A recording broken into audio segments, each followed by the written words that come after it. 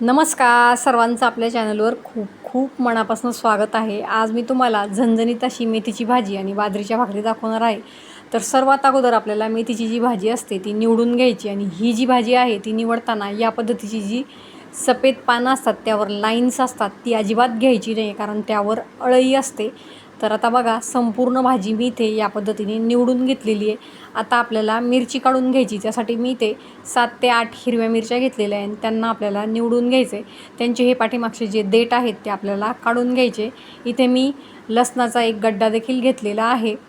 आता इथे ह्या ज्या हिरव्या मिरच्या आहेत त्या देखील निवडून झालेल्या आहे। आता आपण लसूण फोडून घेऊयात। शक्यतो तुम्हाला जर गावरान लसूण मिळाला तर तोच वापरा, कारण त्याची जी चव असते ती खूप छान लागते आणि भाजीची चवही मस्त येते। आता याच्या ज्या पाकळ्या आहेत त्या आपल्याला सेपरेट करून घ्यायच्या आणि या ज्या लसणाच्या पाकळ्या आहेत त्यातल्या आपल्याला 3 ते 4 लसणाच्या पाकळ्या घ्यायच्या आहेत आणि आता आपल्याला ही जी मिरची आहे ती वाटून घ्यायची। आता हा लसूण देखील बघा आपण डिशमध्ये काढून घेणार आहोत। यातल्या 4च लसणाच्या पाकळ्या मी इकडे घेतलेल्या आहेत। यात आता आपल्याला थोडेसे जिरे टाकून घ्यायचे आणि हा जो मसाला आहे तो आपल्याला मिक्सरच्या भांड्यात टाकून त्यात पाणी टाकून आपल्याला त्याची मऊसूत अशी पेस्ट बनवून घ्यायची आहे। बनवायला अतिशय सोपी अशी ही मेथीची भाजी असते। अगदी तुम्ही बिगिनर्स असाल तरी देखील तुम्हाला बनवता येईल इतकी सोपी ही मेथीची भाजी आहे। आता शेंगदाणे मी यात टाकून घेतलेले आहे। शेंगदाण्यांशिवाय तर काय भाजीला घट्टपणाही येणार नाही आणि चवही येणार नाही, म्हणून आपण शेंगदाणे यात टाकून घेतलेले। बघा या पद्धतीने मी मिरची वाटून घेतलेली आहे। आता आपण कढाई गॅसवर ठेवून घेतलेली आहे, तोपर्यंत आपण मेथीची भाजी जी आहे ती स्वच्छ अशी धुवून घेऊयात।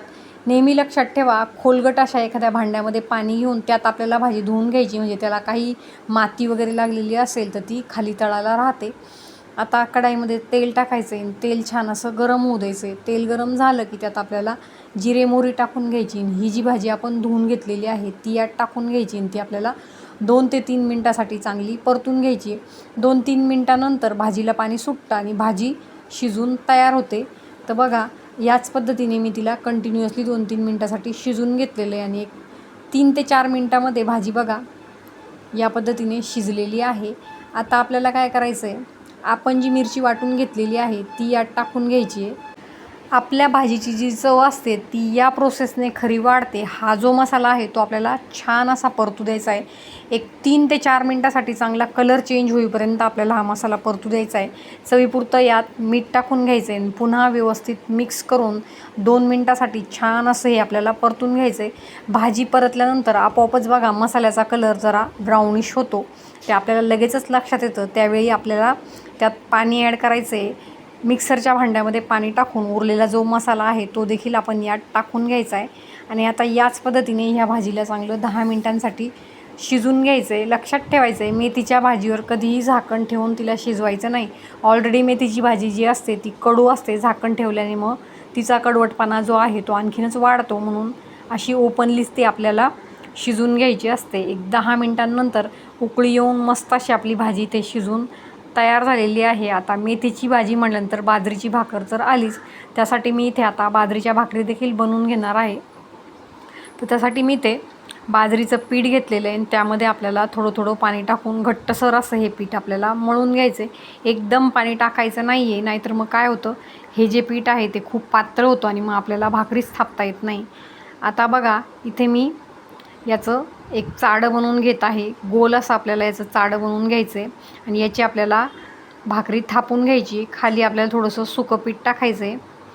अगोदर थोडंसं आपल्याला एक हातानेही थापून घ्यायचं आहे। आता थोडीशी ही भाकरी इथे थापून तयार झालेली आहे। आता आपण दोन्ही हातानेही संपूर्ण जी भाकरी आहे ती थापून घेणार आहोत।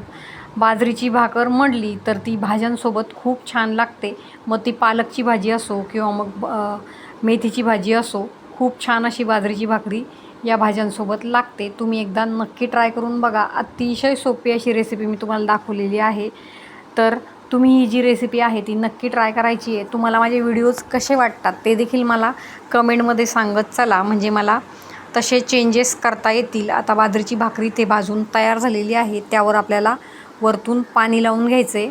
संपूर्ण साईड्सला आपल्याला हे जे पाणी आहे ते व्यवस्थित लावून घ्यायचं आहे। खूप जास्त पाणी आपल्याला भाकरीवर टाकायचं नाही, नाहीतर मग भाकर काय होते खाली चिपकून बसते।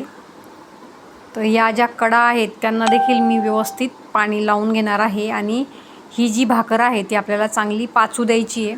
तर भाकर पाचली हे आपण कसं ओळखावं, तर हे जे पाणी आहे ते पूर्ण ड्राय होतं आणि भाकर बघा एकदम कोरडी कोरडी दिसायला लागते. त्यावेळी आपल्याला ही पलटायची आहे. आता आपण भाकर पलटून घेऊयात.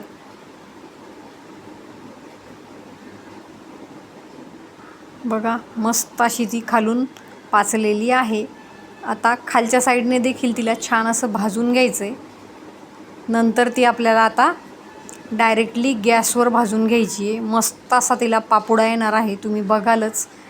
आता आपण डायरेक्ट गॅसच्या बर्नरवर तिला ठेवून घेतलेलं आहे आणि या पद्धतीने आपल्याला उलटणी टाकून संपूर्ण साईड्सनी ती व्यवस्थित भाजून घ्यायची आहे.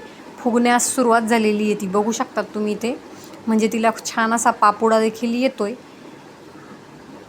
तर आता याच पद्धतीने ती आपण संपूर्ण साईडने खरपूस अशी भाजून घ्यायची आहे. मस्त अशी आपली बाजरीची भाकरी देखील इथे बनवून तयार झालेली आहे, तुम्ही बघतायत. आपली बाजरीची भाकरी देखील रेडी झालेली आहे आणि भाजी देखील शिजून तयार आहे. तर रेसिपी नक्की ट्राय करायची आहे. आवडल्यास चॅनल देखील सबस्क्राईब करायचं आहे.